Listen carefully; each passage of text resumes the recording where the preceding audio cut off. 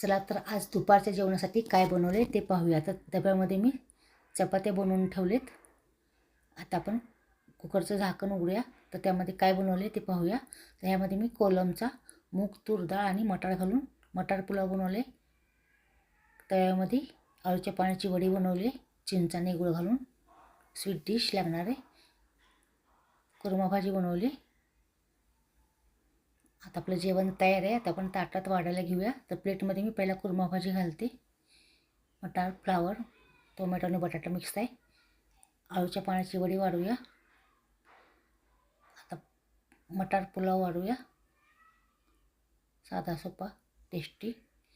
चपाती वाढूया. आता ह्यामध्ये आपण खाण्यासाठी स्वीट डिश म्हणून तूप आणि साखर वाटीमध्ये घेतले.